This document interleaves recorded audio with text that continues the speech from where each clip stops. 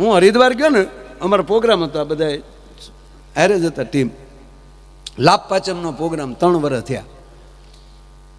ગોવિંદભાઈ ધોળકિયાનો કાર્યક્રમ, બરાબર. એટલે અમદાવાદથી દિલ્હી ને દિલ્હીથી દેહરાદૂન ફ્લાઇટમાં ને અમે દિલ્હી પહોંચ્યા એટલે ફોન આવ્યો કાકાનો. મને કે કેટલે? મેં બસ જો અમે દિલ્હી પહોંચી ગયા. સાંભળજો આ વાત ધ્યાનથી, એટલે તમને ખબર પડે અમારી હું વેલ્યુ છે. મેં કીધું બસ જો આ દિલ્હીથી હવે દેહરાદૂનની ફ્લાઇટમાં બેસીએ છીએ, 3 કલાક 45 મિનિટ જેવું થશે દેહરાદૂન પહોંચતા. મને કે કાંઈ વાંધો નહીં, એરપોર્ટની બહાર તમારે રાહાઈભાઈ ઊભા છે, એના નંબર તમારામાં નાખ્યા છે, તમારી ગાડી સાજિંદા મિત્રોની ગાડીને આવી ગઈ છે. મેં પણ કાકા વાત સાચી, પણ હંમેશા હું શું કરું, હરિદ્વારનો પ્રોગ્રામ હોય ને એટલે પ્રોગ્રામ એક હોય પણ 3 દિનનું આપણે બુકિંગ કરાવી લઈએ. શું કામ? 3 દી હરાય ફરાય ને, પરબારા નંદ ભૈયા થાય ને એમ. બાપુ મારી જિંદગીમાં ઘરને રૂપિયા ગંગામાં હજી સુધી હું નથી નાયો.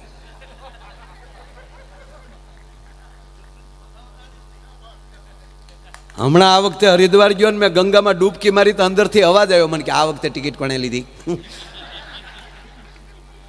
હું એને પૂન નાખવાની ખબર પડે ને.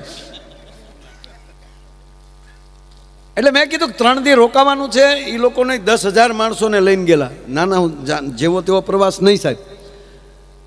અને ત્યાં અમારો પ્રોગ્રામ, એટલે મેં કીધું ન્યાય પાછું વળા સેલ્ફી નહીં શરૂ થશે, 2 દી આનંદ કરો. મને કે માય ભાઈ તમારો ઉતારો દૂર રાખ્યો છે 2 દિવસ, કારણ કે 2 દી પછી પ્રોગ્રામ હતો. મને કે 2 દી તમારે હારે ગાડીઓ જ રહેશે અને એક ગાઈડ્સ પણ હારે જ છે અહીંનો જાણીતો, તમારે જ્યાં હરવા ફરવા જવું હોય ત્યાં જાજો, આનંદ કરજો, રિસોર્ટમાં ઉતારો રાખ્યો છે. ઓકે કાકા.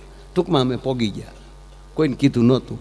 સાંજના 5 વાગ્યા અને અમે બેઠેલા ગ્રાઉન્ડમાં ખુરશીઓ નાખીને, ત્યાં રામદેવ બાબાનો ફોન આવ્યો મારામાં. એ મહાપુરુષે બાપુ યોગા પૃથ્વીના પટ ઉપર મૂકી દીધો. પતંજલિના યોગા ક્યાંય ખૂણામાં પીડ્યા હતા, પણ વિશ્વને યોગ દિન ઉજવવા માટે મજબૂર કરી દીધા. એ રામદેવ બાબા માટે પણ પ્રણામ. હા, ફાવે તો કરવા યોગા, નગર કાંઈ ભગવાને આ શરીર તોડી નાખવા ન થયું. ઘણા તો સવારમાં હફ હફ હફ. હમણાં એક ભાઈના બાપાના ખરેખરે ગયા, એટલે મેં કીધું બાપા કેમ કરતા ભાઈ ગુજરી ગયા, આપણે પૂછવું તો પડે ને. મને કે મારા ભાઈ યોગા કરતા કરતા. અરે મેં કીધું યોગાથી તો રોગ વયો જાય. મને કે આમાં દાદા વયા ગયા. અરે મેં કીધું હોય. મને કે હોય નહીં, ક્યાં કરો? 3 દી પહેલાં અમે ખુદ બાળી આવ્યા ને હોય ના દીકરા થાવ છો.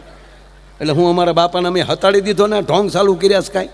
મને ખીજાણો બોલો. અરે મેં કીધું એમ નથી કહેતો યાર, યોગથી રોગ વયો જાય. મને કે માયાભાઈ મારા બાપા વયા ગયા, અને એટલે જ તમે ખરેખર આવ્યા. અને ગયા છે યોગા કરતા કરતા. બહુ કહેવાય? મને કે બહુ નહીં કહેવાય નહીં, ગયા. હવે તમારા બાપા ગુજરી ગયા, નકર હું એના હમ ખાઉં ને તમારી હામાં. અરે મેં પણ યોગા કરતા કરતા કેવી રીતે? મને કે હમણાં એને ભૂત વળગ્યું હતું. જાતિ જિંદગીએ કોકે કીધું કે યોગ કરો તો તબિયત સારી રહે. તે સવારના 5:30 રામદેવ બાબા ટીવીમાં આવે અને એની હામાં અમારા બાપા આવે. હામાં 2 જમાવે, આસન નાખે. બાબા આવું કરે તો અમારા બાપાએ મંડે અને બડખા નીકળે મોટામાં. અમારી બાયું ખીજાય, પણ આ ઘા થૂકો ને એ યોગા કરે ને 2 બાયું પડખે પોતા મારવામાં રહે ભાઈ. અને પાછા બાપાએ પાકી ગયેલા ત્યાં ગુંદાના ઠળિયા જેવા નીકળ્યા, કફ મોટા મોટા, આખા ઘરને મને કે સક્રિય સડાવે. એમાં રામદેવ બાબાએ કીધું કે પદ્માસન લગાવો. હવે કે બાપાના ટાટિયા સેન્ટિંગના હરિયા જેવા, વાળ્યા વળે નહીં. તોય મારા બાપાએ કે કડાકો કરીને આમ પદ્માસન લગાવી દીધો, કડાકથી. અને એમાં રામદેવ બાબાએ કીધું ઊંડો શ્વાસ લ્યો. એટલે મારા બાપાએ ઊંડો શ્વાસ લીધો. જેવો શ્વાસ લીધો ને આખું બંધ થઈ ગયું. અને મને કે હા મેં લાઈટ વહી ગઈ. લાઈટ આવી તા બાપો વહી ગયો. શ્વાસ મૂકો એમ કહે તો બાપો મૂકે ને.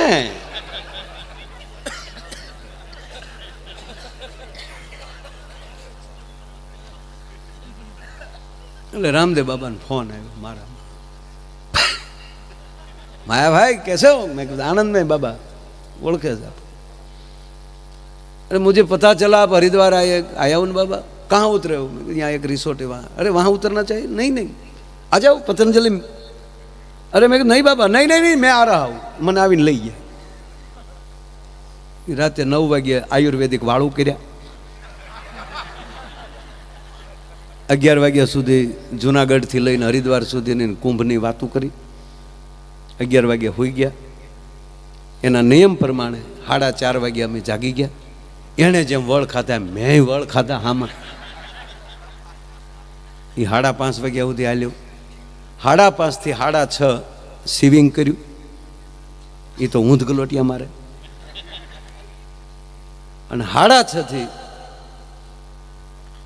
7:30 નાસ્તો કરવા બેઠા, તૈયાર થઈ આયુર્વેદિક નાસ્તો। એ 7:30 વાગ્યા। હવે સાંભળજો, રામદેવ બાબા ઉપર મોદી સાહેબનો ફોન આવ્યો कि बाबा आज लाइव क्यों नहीं हुए? अरे मोदी साहब, टीवी में तो आ रहा था कि नहीं, वो तो डे लाइव था कल का, आज का नहीं था। अरे आज हम लाइव नहीं हुए, मेहमान आए। कौन मेहमान आए? माया भाई। अरे अपना माया भाई? हाँ, क्या कर रहे हो? बस नाश्ता करने बैठे। नाश्ता करे नहीं माना, हूँ आऊँ सीखे, હું હમણાં પહોંચું છું, હારે નાસ્તો કરીએ। અને મોદી સાહેબ દિલ્હીથી નીકળી ગયા। કલાક જેવું થયું, અમે બેઠા। ફોન આવી ગયો કે સાહેબ એરપોર્ટ ઉતરી ગયા છે અને 15 થી 20 મિનિટમાં સાહેબ પતંજલિ પહોંચે છે। સિક્યુરિટી આવી ગયેલી, પોલીસની ગાડીઓ આવી ગયેલી, બધું ખડકાઈ ગયેલું। બસ 15 થી 20 મિનિટમાં સાહેબ આવે છે। આ ફોન જ્યાં મૂક્યો બાપુ, મારે જગાઈ ગયું। હું જાગી ગયો। જાગી ગયા પછી મેં ઓશિકાને ઢીકા માર્યા હો કે 10 મિનિટ હોવા દીધો તો તારો બાપ હારે નાસ્તો તો થઈ જાત સાહેબ। આયલી ઠેઠ હરિદ્વાર જાય અને ચોમાસું હોય અને ઉપરવા વરસાદ હોય અને બે કાંઠે હળુડુડુડુડુડુડુ કરતી ગંગા હાલી જતી, હળુફોપ કરતા મોજા ઉપડાડતી, ત્યારે ન જવાય કે ઠેઠ આવ્યા છે પાટડીથી, ચાલો હરર ગંગે કર લઈ, દરિયા ભેગા થાય। એને આચરવા દેવું પડે। હમણાં હું હરિદ્વાર ગયો તો એક ભાઈ મને પૂછ્યું, મને કે માયાભાઈ ગંગામાં નાહી તો મોઢું કઈ બાજુ રખાય? મેં તારા બાપ જે બાજુ થેલા મૂક્યા એ બાજુ। અને હંમેશા મોજમાં જ રહીને તો 24 કલાક તમે મોજ માર્યો તો એક ભાઈ મને કે 24 કલાક હા આવી જાય આવી જાય આવી આવી જાય બધું આવી જાય। લઈ લેશું 100%।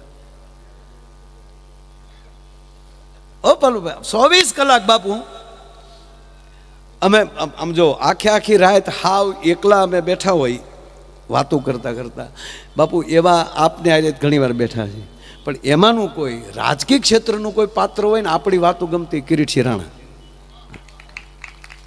બાપુ વર્ષો પહેલા મોરારી બાપુની કથા લીંબડીમાં, ત્યારે પોતે વન મંત્રી કે પશુપાલન મંત્રી હતા ત્યારે, મને ખાસ યાદ। ત્યારે તો લાલ લાઈટે આવતી ને ત્યારે, અત્યારે ખાવડા લોકોએ પાછું લાલ લાઈટ કાઢી નાખીને ખાલી સાયરન રાખ્યા છે, મૂળ વગીરના કરી નાખ્યા।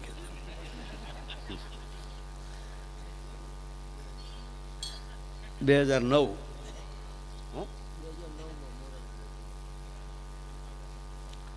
ત્યારે 9 દિવસ હું ત્યાં હતો।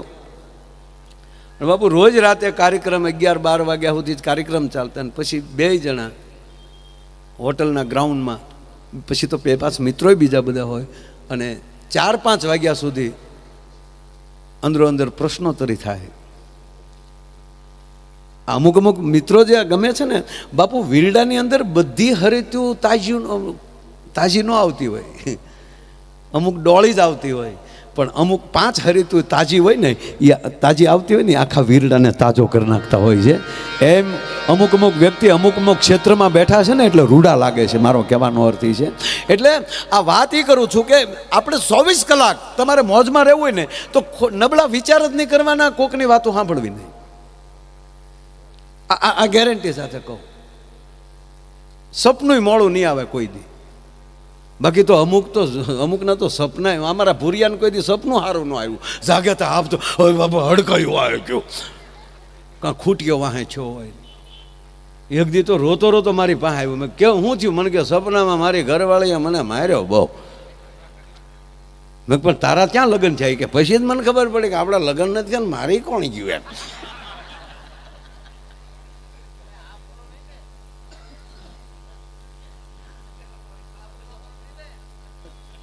અને હકીકત કહું તમને, સપના મોડા આવે જ નહીં જો તમારા વિચાર સારા હોય. તખતદાનજીને લખવું પડ્યું સાહેબ.